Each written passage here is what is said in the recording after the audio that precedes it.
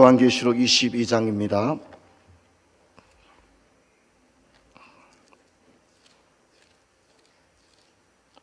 1절부터 21절까지 제가 읽겠습니다. 또 그가 수정같이 맑은 생명수 강을 내게 보이니 하나님과 및 어린 양의 보좌로부터 나와서 길 가운데로 흐르더라. 강 좌우에 생명나무가 있어 12가지 열매를 맺되 달마다 그 열매를 맺고 그 나무 잎사귀들은 만국을 치료하기 위하여 있더라. 다시 저주가 없으며 하나님과 어린 양의 보좌가 그 가운데 있으리니 그의 종들이 그를 섬기며 그의 얼굴을 볼 터이요 그의 이름도 그들의 이마에 있으리라. 다시 밤이 없겠고 등불과 햇빛이 쓸데없으니 이는 주 하나님이 그들에게 빛이심이라. 그들이 세세토록 왕노릇하리로다. 또 그가 내게 말하기를 이 말을 신실하고 참된지라. 주 곧 선지자들의 영의 하나님이 그의 종들에게 반드시 속히 되어질 일을 보이시려고 그의 천사를 보내셨도다. 보라, 내가 속히 오리니 이 두루마리 예언의 말씀을 지키는 자는 복이 있으리라 하더라. 그것들을 보고 들은 나 요한이니 내가 듣고 볼 때 이 일을 내게 보이던 천사의 발 아래 경배하려고 엎드렸더니 그가 내게 말하기를 나는 너와 내 형제 선지자들과 또 이 두루마리의 말을 지키는 자들과 함께 된 종이니 그리 말고 하나님께 경배하라 하더라. 같이 읽습니다. 또 내게 말하되 이 두루마리 예언의 말씀을 임봉하지 말라. 때가 가까우니라. 불의를 행하는 자는 그대로 불의를 행하고 더러운 자는 그대로 더럽고 의로운 자는 그대로 의를 행하고 거룩한 자는 그대로 거룩하게 하라. 보라, 내가 속히 오리니 내가 줄 상이 내게 있어 각 사람에게 그가 행한 대로 갚아주리라. 나는 알파와 오메가요 처음과 마지막이요 시작과 마침이라. 자기 두루마기를 빠는 자들은 복이 있으니 이는 그들이 생명나무에 나아가며 문들을 통하여 성에 들어갈 권세를 받으려 함이로라. 개들과 점술가들과 음행하는 자들과 살인자들과 우상 숭배자들과 및 거짓말을 좋아하며 지어내는 자는 다 성 밖에 있으리라. 아멘. 나 예수는 교회를 위하여 내 사자를 보내어 그것들을 너희에게 정언하게 하였노라. 나는 다윗의 뿌리요 자손이니 곧 강명한 새벽별이라 하시더라. 성령과 신부가 말하기를 오라 하시는도다. 듣는 자도 오라 할 것이요 목마른 자도 올 것이요 또 원하는 자는 값없이 생명수를 받으라 하시더라. 내가 이 두루마리 예언의 말씀을 듣는 모든 사람에게 정언하노니 만일 누구든지 그것들 외에 더하면 하나님이 이 두루마리에 기록된 재앙을 그에게 더하실 것이요 만일 누구든지 이 두루마리의 예언의 말씀에서 제하여 버리면 하나님이 이 두루마리에 기록된 생명나무와 및 거룩한 성의 참여함을 제하여 버리시리라. 이것들을 정언하신 이가 이르시되 내가 진실로 속히 오리라 하시거늘 아멘. 주 예수여 오시옵소서. 주 예수의 은혜가 모든 자들에게 있을지어다. 아멘. 한 주간 난방 공사가 잘 진행되었습니다. 조금 미흡한 부분이 있어서 좀 더 보강이 또 다음 주 중에 이루어지는 것 같습니다. 어제는 성도님들이 많이 오셔서 또 오늘 예배를 드릴 수 있도록 또 청소도 하시고 너무 고맙고 감사합니다. 이제 성탄절이 열흘 정도 남았고 또 이제 올해도 보름 정도 남은 가운데 있는데 여러분들께서 온 한 해를 아름답게 마무리하시고 희망찬 2026년을 맞는 저와 여러분 되기를 간절히 바랍니다. 저는 오늘 요한계시록 22장을 통해서 아멘 주 예수여 오시옵소서라는 제목으로 여러분과 말씀을 생각하고자 합니다. 성경의 첫 번째 책은 창세기입니다. 창세기는 시작의 책이고 이 땅의 모든 출발과 그 근원을 우리에게 이야기해 주고 있습니다. 그리고 이제 계시록은 66권 가운데 마지막 책인데 이 땅의 모든 것이 어떻게 끝날 것인가, 그리고 우리의 마지막도 어떻게 될 것인가를 우리에게 이야기해 줍니다. 그런데 이제 안타깝게도 성경 66권이 다 중요하죠. 그런데 이제 특히 저는 이 창세기와 계시록은 참 중요하다고 생각합니다. 근데 오늘 우리 시대를 보면 창세기와 계시록이 외면을 받고 있는 시대다, 그렇게 이야기를 할 수 있습니다. 또 많은 신학자들이 여기에 대해서 걱정을 합니다. 왜냐하면 오늘 현대 교회 안에 창세기와 계시록이 잘 설교가 안 되고 있고 사람들의 관심에서 이 중요한 두 책이 조금 비껴나 있지 않느냐 그렇게 생각됩니다. 여러분, 요한계시록은 매우 중요한 정보를 우리에게 주는데 그것은 이 세상은 끝난다는 것입니다. 그리고 이 세상의 모든 것은 불탄다는 것입니다. 하나도 남지 않는다는 겁니다. 여러분, 성경은 근본적으로 땅의 것은 하늘로 가져갈 수가 없습니다. 여러분, 이 땅에 그 어떤 것도 이게 들고 갈 수 있는 게 하나도 없고요. 가져갈 수 있는 것도 하나도 없다고 분명히 이야기합니다. 그리고 우리가 아끼던 것, 우리가 사랑하고 또 우리가 이룩한 이 거룩한 이 화려한 문명들, 이런 것들은 다 불타게 될 것이다. 성경은 그렇게 얘기합니다. 그리고 이제 새하늘과 새 땅이 시작이 되는데 그것은 천국을 의미합니다.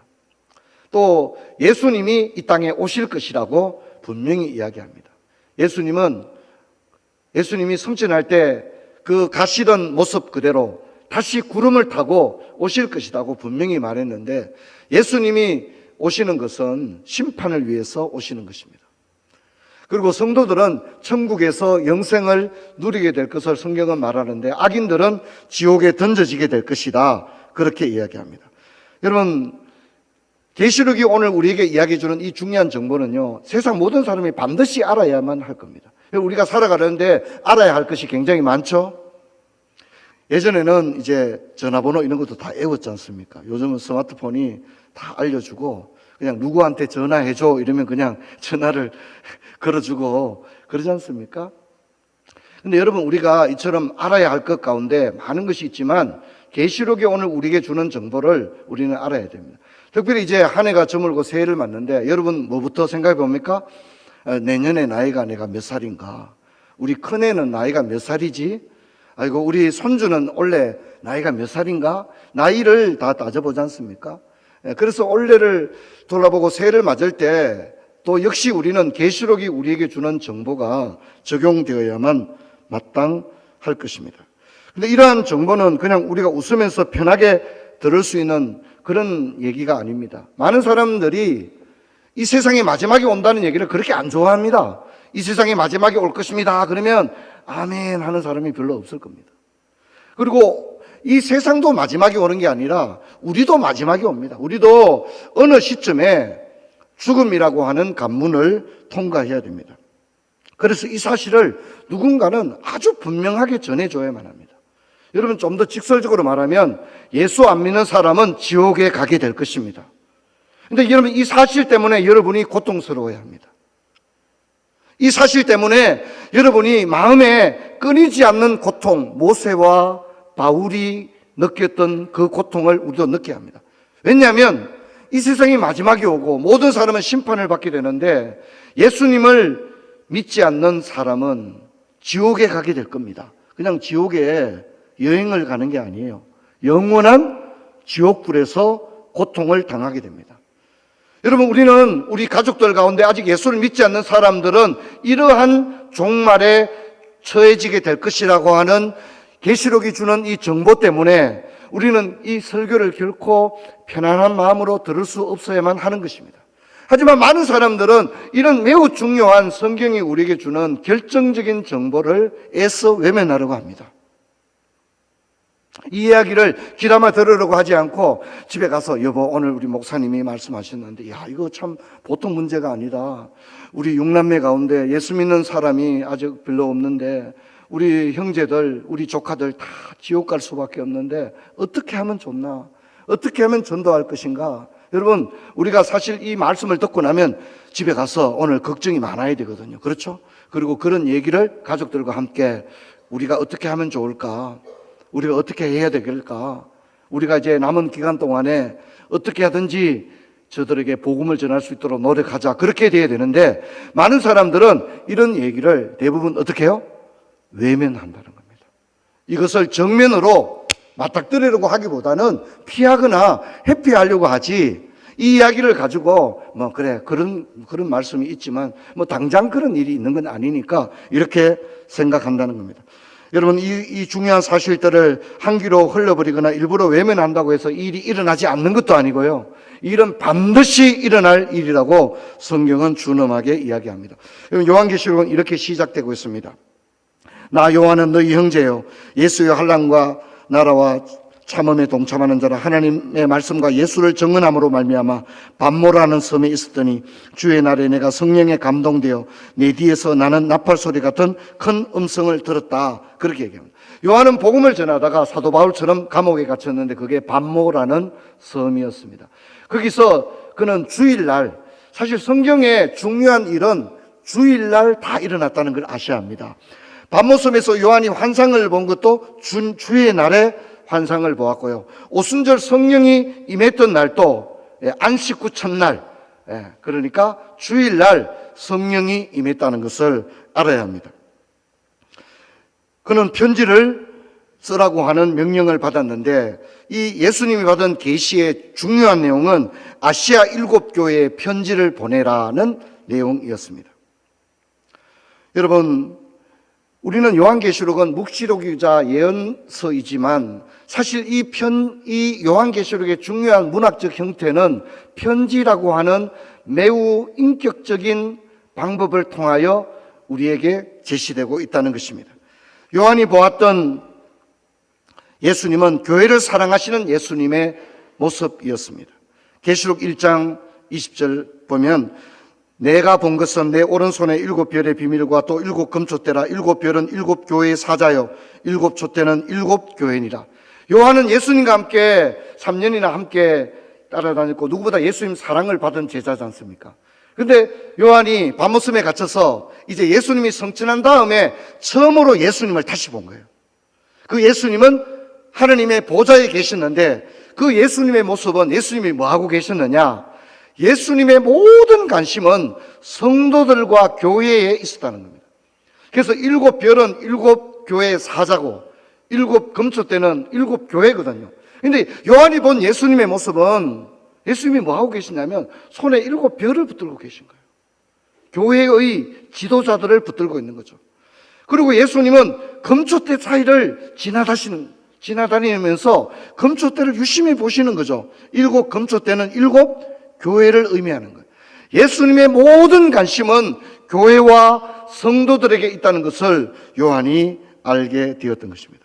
자, 그런데 왜 예수님이 7교회 편지를 하라고 했을까요? 7교회의 상황이 어땠을까요? 7교회는 로마 제국의 박해 아래서 고난당하는 교회였습니다. 지금의 튀르키예 지역에 있는 이 교회들, 소아시아의 7교회에 그 교회들은 로마 제국의 극심한 박해 아래 있었습니다. 네로 황제로부터 도미티안 황제에 이르는 로마 시대의 10대 박해가 이 기간에 이루어졌습니다. 그래서 베드로도 죽습니다. 베드로 후서를 쓰고 죽습니다. 사도 바울도 죽습니다. 요한은 남아서 하나님의 편지를 쓰고 있는 것입니다. 가장 초대교회가 극심한 고통을 겪을 때 주님이 천국에서 고난당하는 교회를 보시고 얼마나 마음이 아팠겠어요. 그렇죠? 그래서 요한에게 편지를 이렇게 쓰게 하신 것입니다. 여러분, 이 7교회는 밖으로는 박해로부터 위축되고 안으로는 세속화와 배교가 동시에 일어나고 있는 그런 상황이었습니다. 여러분, 소아시아에 보낸 예수님의 편지를 보면 예수님이 7교회의 형편을 매일매일 체크할 정도로 너무나도 정확하게 알고 계셨습니다. 에베소 교회는 너무너무 잘하는데 한 가지 좀 안타까운 게 첫사랑을 잃어버렸다는 것을 예수님은 편지에 이야기를 하고 있습니다. 스무나 교회는 가장 가난한 교회인데 가장 충성을 다한 교회였기 때문에 예수님이 스무나 교회를 막 칭찬해주고 있습니다. 진짜 내가 너희들 보면서 얼마나 마음이 기뻤는지 몰라. 너희들은 가장 가난한 교회인데 가장 충성을 다했어. 진짜 스무나 교회 내가 너희들 칭찬해주고 싶어. 주님이 그렇게 편지를 하시는 겁니다. 버가모 교회는 니골라 당의 교훈을 따르는 자들이 있다고 그것을 조심하면 좀 좋겠다. 그렇게 이야기를 하고 계시고, 두아디라 교회에는 너희들의 그 섬김과 인내를 내가 기억하고 있다. 그렇게 얘기를 하십니다. 사대 교회는 너희들은 죽어가고 있다. 지금 빨리 정신을 차려야 된다. 너희들은 죽어가는지도 지금 모르고 있으니 내가 너무 마음이 아프구나. 주님이 편지를 하시는 겁니다. 빌라델피아 교회는 능력 있는 유력자가 없는 가난하고 작은 교회였습니다. 그런데 빌라델피아 교회는 적은 능력으로도 하나님을 기쁘시게 했다고 예수님이 칭찬을 해주고, 마지막에 편지를 쓰는 라오디게아 교회는 너희들은 너무나도 미온적인 신앙생활을 하고 있구나. 이것도 아니고 저것도 아니고 너희들은 제발 뭔가 열정적인 그런 믿음을 회복했으면 좋겠구나. 주님이 그렇게 이야기를 합니다. 여러분 나중에 집에 가셔서 요한계시록 3장과 4장이 편지거든요. 굉장히 짧죠. 굉장히 짧은데 읽어보면 어떤 느낌이 들었냐면 군대의 아들을 군대 보낸 아버지의 편지를 읽는 것 같아요. 딸을 시집 보낸 친정 엄마의 편지를 읽는 것 같아요. 물론 여기에 잘못을 지적하는 것도 있지만 잘못을 지적하는 것은 혼내려고 하는 게 아니라 진짜 사랑하기 때문에 그것을 회복할 수 있도록 그렇게 쓰는 것이고요. 예수님의 편지를 보면 먼저는 내가 안다. 너희들이 가난한 거 내가 잘 안다. 너희들이 참고 견딘 거 내가 너무 잘 알고 있다. 내가 다 알고 있다 라고 얘기하시고요. 그 다음에 칭찬하시고 잘못된 것은 고치면 참 좋겠다고 얘기하시고, 또 중요한 건 뭡니까? 내가 너희와 함께한다. 내가 너희와 함께한다. 그렇게 이야기하고 그 상을 천국에서 잊지 않을 것이다. 그렇게 이야기를 해주고 있습니다. 여러분 요한계시록은 이제 많은 성도님들이 좀 요한계시록 목사님 너무 어려워요 이렇게 생각할 수가 있습니다. 요한계시록이 비유가 많이 나오고 상징들이 많이 나오기 때문에 이게 무슨 말인지 잘 모르겠다 그렇게 얘기할 수가 있습니다. 여러분 요한계시록은 과거의 일과 현재의 일과 미래의 일로 나누어져 있는데, 계시록 1장은 요한이 밤모섬에 갇히게 된 이야기를 하는 과거의 이야기를 쓰고 있고요. 계시록 2장과 3장에는 7교회 편지를 보내는 현재 일이 나옵니다. 그 다음에 4장부터 마지막 22장까지는 미래에 될 일인데 이게 좀 어렵죠. 이게 뭡니까? 한마디로 말하면 심판과 멸망입니다. 심판과 멸망을 이야기하는데 여러 가지 상징을 통해서 이야기하니까 좀 어려운 면이 있습니다. 근데 문제는 우리는 요한계시록 그러면 자꾸 이 미래에 되어질 심판만 자꾸 이제 생각하다 보니까 요한계시록이 어떻게 느껴집니까? 두렵게 느껴지기도 하고 또 내용이 좀 어렵게도 느껴지고 이러지만 저는 그보다는 현재의 일들, 예수님께서 교회와 성도를 얼마나 사랑하시는가 하는 것이 훨씬 더 요한계시록에 초점을 맞춰야 된다고 생각합니다. 만약 요한계시록을 어려운 책, 두려운 책으로만 생각한다면 요한계시록에 나타난 예수님의 목회적인 아름다운 마음들을 우리는 읽지 못하고 지나간 것과 다름이 없기 때문입니다. 요한계시록을 이제 뒷부분에 미래에 대해서 심판에 대해서 제가 간략하게 한번 정리를 한번 해봤습니다. 먼저 계시록 4장에서 마지막 계시록 22장까지는 이 심판이 나옵니다. 그러니까 계시록의 대부분은 미래에 일어날 심판과 멸망에 관한 이야기가 나오는데 특징이 있습니다. 시작할 때 계시록 4장을 보면 요한이 하나님의 보좌에 올라가서 하나님을 만나게 됩니다. 근데 이제 이 보좌에서 시작해서 심판이 언제 끝났냐면 20장의 심판이 끝납니다. 그러면 21, 22장에 가게 되면 심판이 끝난 다음에 또다시 하나님의 보좌가 나옵니다. 자, 그래서 이 계시록 4장부터 22장까지의 미래에 되어질 대환란과 심판은 하나님의 보좌에서 시작하여 보좌로 끝나는 구조를 가지고 있는데, 이건 뭘 의미하냐면 이 모든 심판은 하나님이 주도하에 이루어지고 그분의 능력으로 진행될 것을 이야기합니다. 여러분, 이 땅에 마지막 날에 되어질 극심한 환란이 있습니다. 하지만 성도들은 염려하지 않아도 되는 것은 이것은 하나님의 능력 밖의 일이 아니라 하나님의 주권 아래에 있는 일인 줄로 믿습니다. 그러므로 우리는 어떤 극심한 환란이 계시록을 읽을 때 우리가 그게 두려운 거거든요. 그렇죠? 마지막 날에 환란이 있겠다. 그러니까 이게 두려운 거거든요. 하지만 우리가 두려워하지 말아야 될 것은 이 모든 것은 하나님의 주권 아래에 있다는 사실을 잊지를 말아야 합니다. 자, 정리를 좀 또 해보면요. 이 계시록 4장에서 계시록 22장 사이에는 4번 정도의, 이 땅의 심판이 이루어지고 있습니다. 그런데 7인, 7나팔, 7이적, 7대접 이렇게 나오는데 7인에서부터 7대접으로 갈수록 심판의 강도는 훨씬 더 강력해집니다. 사실 저 앞에 있는 인이나 나팔이나 이삭보다 대접 하나가 쏟아지는 게 훨씬 더 강한 심판이 행해집니다. 그리고 7대접 가운데도 첫 번째, 두 번째, 세 번째로 가다가 마지막 7번째 대접이 땅에 쏟아질 때는 이 모든 심판의 종결이 이루어지는 그런 심판의 대단원이 소개되어지고 있습니다. 계시록을 보면 이렇게 여기 보니까 다 7으로 이루어져 있죠. 그래서 이건 7이라고 하는 완전수인데 14만 4천 명이 구원받는다는 것도 12라고 하는 완전수로부터 나온 구원받을 사람의 충만한 수를 의미하는 겁니다. 이단에서 예수 믿는 구원받는 사람이 14만 4천 명밖에 안 된다고 하는 것은 유치부보다 못한 성경 해석입니다. 14만 4천이라고 하는 것은 구원받게 될 충만한 하나님의 수를 이야기하는 겁니다. 그리고 심판도 7이라는 숫자로 다 이루어지는 것은 하나님의 완전한 주권 아래서 심판이 행해지는 줄로 믿습니다. 구원도 하나님의 완전한 주권 가운데서 이루어집니다. 자, 그러다 보니까 이제 666이라고 하는 적그리스도와 관련된 단어, 이 숫자 같은 경우에는 불완전한 6이라는 숫자를 의도적으로 사용합니다. 그래서 이 땅의 그 어떤 군주나 영적인 세력도 하나님이 진행하시는 대심판을 거역하거나 막을 수거나 이길 수 있는 상태는 없다는 것을 우리 가운데 이야기합니다.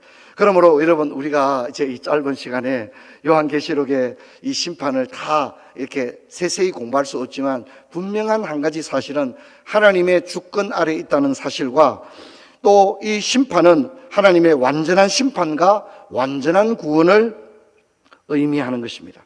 여러분, 요한계시록에는 사람의 감정이 딱 두 가지가 나오는데 하나는 애통입니다.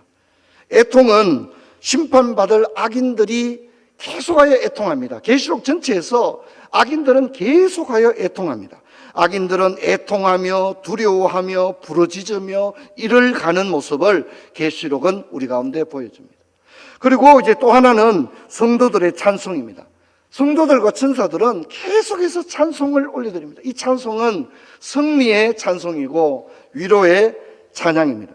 여러분, 지금은 사람들이 마지막 날이 그게 그런 게 어디 있느냐 부정하고 믿지 않지만 마지막 날 주님의 심판이 이루어지는 날에는 애통과 찬송이 극명하게 갈리게 될 것입니다. 여러분, 심판이 끝나고 난 다음에 우리는 계시록 21장과 22장을 읽는데 이게 참 중요합니다. 성경의 마지막 2장이기도 하지만 성경 전체를 보면 우리가 장차가게 될 천국에 관한 묘사가 사실 잘 나오지가 않습니다. 천국은 어떤 곳일까? 별로 잘 알기 어렵습니다. 부자와 나사로 비유해서, 그렇죠? 지옥에는 계속해서 극심한 불타는 지옥이다. 그래서 너무나도 목이 말라서 이 서늘한 물 한 방울만 내 혀에 좀 닿게 해달라. 그런 정도밖에 우리가 알지는 못합니다. 자, 그런데 요한계시록 21, 22장에는 우리가 좀 궁금해하는 천국의 모습을 어떻게 해요? 가장 많이 우리에게 보여주고 있는 그런 장면입니다. 그래서 제가 좀 살펴봤습니다. 먼저 계시록 21장입니다. 계시록 21장은 이제 이 땅의 모든 것이 불타버리고 사라져 버렸습니다. 그러고 난 다음에 모습을 보여줍니다. 우리가 살고 있던 얼마나 국경 때문에 지금 전쟁을 많이 합니까? 그렇죠? 이 섬이 내 섬이다, 네 섬이다, 그러지 않습니까? 그런데 그런 것들은 다 사라집니다. 여러분, 이 땅에서 나는 땅이 많다, 땅이 몇천 평, 몇만 평 있고 조상이 물려준 땅이 엄청나다. 죄송하지만 그것들은 다 불타고 사라지게 되는 것입니다. 영원한 것이 결코 아닙니다. 그리고 이제 새하늘과 새 땅이 우리 가운데 펼쳐지는데 이것은 오직 구원받은 하나님의 백성을 위한 천국의 모습을 보여주는 겁니다. 그리고 예수님은 모든 눈물을 닦아준다고 얘기합니다. 하나님께서 우리의 눈물을 닦아주십니다. 슬픔이나 애통이나 곡하는 것이나 아픈 것이 다시는 있지 않다고 이야기합니다. 그리고 새 예루살렘이 하늘로부터 내려오는 것입니다. 여러분, 이제 에스겔서 강해를 제가 했었는데 예루살렘 성전이 우상으로 가득 차 있었잖아요, 그죠? 그래서 바벨론의 멸망을 받고 이제 에스겔은 이제 바벨론 포로로 끌려가서 그발 강가에서 강제 노역을 하는데, 거기서 에스겔이 나이가 25세 되었을 때에 끌려갔다가 나이가 30이 되었을 때 환상을 보게 됩니다. 그때 에스겔이 봤던 환상이 새 예루살렘입니다. 그래서 새 예루살렘이 하늘에 있는 겁니다. 하늘에.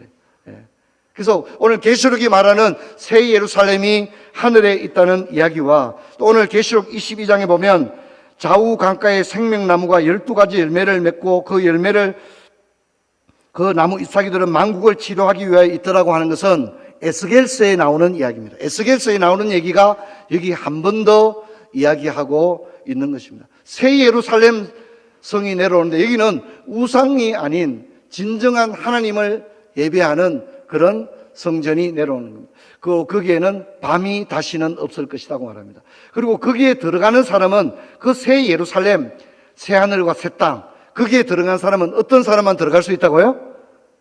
생명책에 기록된 자들만이 들어간다는 것입니다.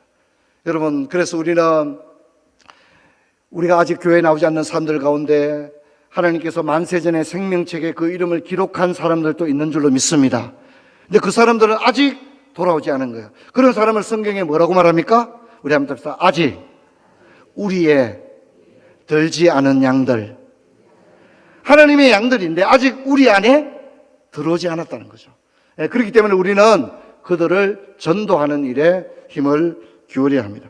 자, 이제 22장을 한번 볼까요? 우리가 읽었던 22장을 보면 수정 같은 생명수 강이 펼쳐지게 될 것이라고 말합니다. 그리고 계시록 22장에 보면 4번에 걸쳐서 예수님이 말씀하는데 내가 속히 올 것이라는 말을 4번이나 반복적으로 약속하셨습니다. 그리고 예수님은 자신을 소개하기를 나는 알파와 오메가다, 이렇게 이야기를 합니다. 그리고 이 두루마리의 말씀을 지키는 자는 복이 있다고 말하고, 이렇게 말했을 때 이제 요한이 화답을 하기를 아멘 주 예수여 오시옵소서라고 말했습니다. 성도 여러분, 우리는 복음서에서도 예수님은 뒤에 있을 때마다 내가 다시 온다고 말했습니다. 내가 다시 올 것이라고 제자들에게 수없이 이야기합니다. 내가 가서 처소를 예비하면 나 있는 곳에 너희를 데리러 올 것이라고 분명히 이야기를 했습니다. 또 승천하실 때 가시는 모습 그대로 온다고 말했습니다. 그러므로 이 땅의 모든 교회와 신자들은 다시 오실 신랑 되신 예수님을 기다리는 이 땅의 순결한 신부로 살아가야 할 줄로 믿습니다. 할렐루야. 이것을 잊지 마십시오. 하지만 오늘 안타까운 것은 많은 사람들에게 이 재림 신앙이 너무나도 흐릿해져 있다는 것입니다. 제가 이제 어제 우리 가까운 시찰교회에 임직식이 있어 갔어요. 이제 장로님들하고 또 이렇게 안수 집사님들은 강단에 올라와서 이제 안수 기도를 하잖아요. 저도 이제 1년에도 수없이 이렇게 임직식에 가서 안수를 하는데 어제 참 너무 감동적이었어요. 너무 감동적이었어요. 왜 그러냐면 안수 집사님들이 한 20명 정도 안수 집사님들이 이제 장립을 받았는데, 이게 이제 무릎을 꿇고 이제 안수 기도를 하는데 제가 이렇게 일부러 본 건 아니지만 절반은 다 우시더라고요. 그냥 이게 좀 우는 게 아니라 진짜 남자분들 우는데 울음 막 참으려고 하면 왜 됩니까? 남자들 우는 거 못 봤습니까? 남자분들이 막 눈물이 나는데 우는 걸 막 참으려고 그러면 어깨가 터석터석 하면서 막 참잖아요. 그죠? 그런데 진짜 너무 많은 분들이 그렇더라고요. 그리고 이제 안수를 하고 난 다음에 일어서서 이제 악수를 하잖아요. 쭉 지나가면서 제가 담임 목사님 옆에 서 있었기 때문에 쭉 악수하는데 얼굴이 붉은 거예요. 얼마나 그 안수 기도하는 동안에 얼마나 울었으면 그냥 얼굴이 막 못 보겠더라고요. 얼굴이 그냥 붉은 거예요. 그래서 제가 이제 축사를 하면서 그런 얘기를 했습니다. 제가 보니까 오늘은 상태가 최상으로 좋은 것 같다. 그러나 직분 받을 때는 감격이 있었지만 시간이 지나면 이 직분에 대한 감격이 흐릿해질 때가 오는데, 그때 다시 한번 초심을 잃지 않도록 자기와의 싸움을 해야 된다. 제가 축사를 2분만 하라 해가지고 진짜 짧게 그렇게 했습니다. 여러분, 우리가 교회를 이렇게 오래 다녔어요. 그런데 우리 가운데 여러분, 주님이 다시 오신답니다. 할렐루야. 누구를 데리러 온다고요? 우리를 데리러 온답니다. 우리를 데리고 어디로 가신다는 거죠? 나 있는 곳에, 내가 있는 곳에 너희들 데리러 가고 싶다. 주님이 언제 오신다고 했죠? 너희를 위해서 처소를 다 준비하면 그때 나 있는 곳에 너희들 데리러 올 것이다. 할렐루야. 그렇게 얘기했습니다. 그러면 여러분, 이 기독교 신앙 전체에서 아기 예수님이 우리를 위해 유대 땅 베들레헴에 태어나셨습니다.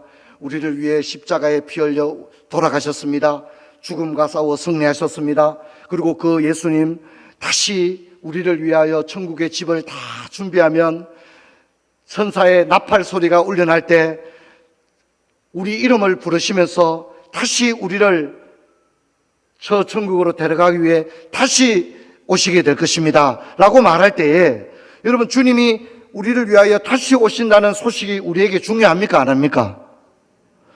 담임 목사 상태가 안 좋을 때는 여러분 많이 도와주셔야 됩니다. 여러분, 중요합니까? 안 합니까? 중요한 정도가 아니죠. 진짜 신앙을 올바르게 가진 사람이라면 앞에 예수님 나를 위해 십자가에 돌아가신 거 할렐루야 아멘, 이것만 할렐루야 아멘이 아니라 아멘 주 예수에 오시옵소서, 나는 주님을 오늘 또 기다리며 오늘 또 주님의 정결한 신부로 살아가기를 원합니다. 할렐루야. 할렐루야. 그래야 정상 아닙니까? 이 땅의 것들이 다 썩어진다는데, 가져갈 수 있는 게 하나도 없다는데 영원히 살 것처럼 이 땅에 자신의 성을 쌓는 자가 아니라 천국의 창고에 자신의 상급을 쌓는 자가 되어야 정상적인 신자라고 얘기할 수 있습니다. 하지만 오늘날 그렇지가 않습니다. 오늘날 많은 사람들 속에 재림의 신앙이 너무나도 희미해져 있습니다. 오늘날 교회를 교양 정도로 생각하고, 어떤 분들은 내가 그래 다녀줄게, 그런 분도 있습니다. 교회를 다녀줄 수 있는 사람은 없습니다. 교회는요, 다녀야 합니다. 예배를 드려야 합니다. 할렐루야. 그냥 교회 다녀주는 게 아닙니다. 진짜 기독교 신앙을 정확히 알게 되면 내가 이 믿음을 선물로 받게 된 것이 얼마나 기쁜 일인가. 그리고 내가 주님을 알지 못할 때는 너무나도 미련하고 어리석게 살았지만 이제부터 나의 남은 인생은 주님 예비하신 저 도성에 이를 때까지 내가 나의 남은 인생을 진짜 지혜로운 인생을 살아가야 되겠다. 아멘. 그래야만이 정상인 것입니다. 여러분, 주님의 관심은 지금도 교회와 성도들에게 있습니다. 그래서 계시록에 가장 반복되는 말이 귀 있는 자는 교회들에게 하시는 말씀을 들을지어다 하는 말씀입니다. 요한계시록 3장 20절 우리 같이 한번 읽어보도록 하겠습니다. 볼지어다 내가 문 밖에 서서 두드리노니 누구든지 내 음성을 듣고 문을 열면 내가 그에게로 들어가 그로 더불어 먹고 그는 나와 더불어 먹으리라. 아멘. 여러분, 한 해가 저물고 새해가 다가옵니다.